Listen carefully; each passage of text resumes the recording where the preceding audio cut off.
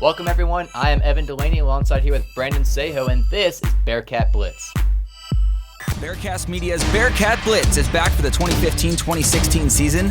Follow Evan and Brandon as they discuss the ins and outs of everything red and black. So, last week, UC suffered its first loss of the season, a 34-26 defeat at the hands of the Temple Owls, a conference opponent. It was an early struggle for the Bearcats on offense, defense, and special teams. Brandon, what exactly went wrong for the Bearcats? Well, if you ask head coach Tommy Tuberville, the first thing he said in his post-game press conference was the third quarter. The Bearcats simply didn't show up to play in the third quarter.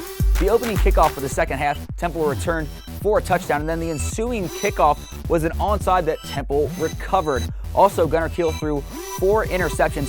2 of those were tipped balls by guys that normally make those catches.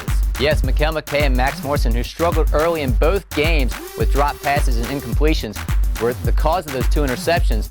And it's a very unnatural sight for Bearcat fans to see this reliable receiving corps not making these catches from such a high-profile quarterback. But the Bearcats want to forget about this game and move on to their next opponent, a big rivalry up north against Miami. Yeah, that's right. This is the Victory Bell rivalry, which is actually the oldest rivalry on this side of the Mississippi. UC taking on the Miami Redhawks in Oxford this Saturday at 3:30. Now, the UC defense will be tested again. A kid I actually went to high school with at LaSalle, Drew Coomer, is a starting quarterback for Miami. UC, though, has won most of these games in the last 10 years. I think about 7 or 8 straight for the Bearcats. Tuberville said in his luncheon press conference this week, this is Miami's Super Bowl.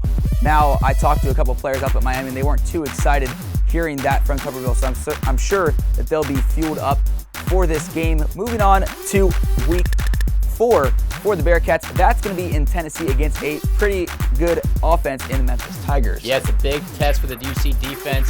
Memphis scored over 55 points in both their games. However, their opponents have not been high-ranked college teams. Nonetheless, scoring that much in NCAA Division I is a big accomplishment. It's going to be tough for the Bearcats to shut down that Memphis defense. Very potent in the American Athletic Conference. But the big game everyone's looking forward to, and it's been on the schedule for a long time now, October 1st against the U, Miami, Florida. What's that going to be like? Yeah, he said the U. Everyone knows this is one of the nation's most historic and successful programs in college football. This atmosphere will be electric. It is homecoming at UC. The Bearcats will host this on ESPN, as you said, October 1st against Miami on a Thursday night. Now, the Hurricanes don't have Duke Johnson anymore. He's now playing for the Cleveland Browns. You'll remember last year, Miami scored in Miami more than 50 points on the Bearcats. The defense was tested, and they'll be tested once again this year against a young sophomore quarterback. Yes, Brad Kaya for the Miami Hurricanes has had a solid start to the season, 460 yards with 3 touchdowns, no interceptions, and a 63% for completion percentage.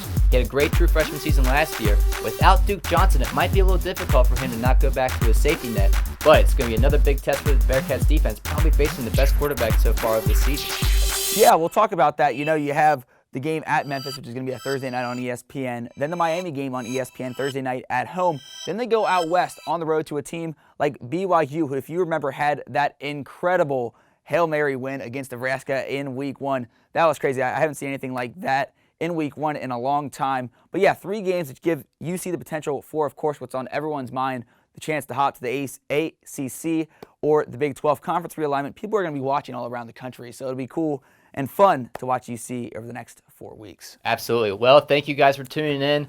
Brandon, thank you for joining me. Sure, yeah, and go Bearcats. We'll see you here next week on Bearcat Blitz. Thanks for tuning in.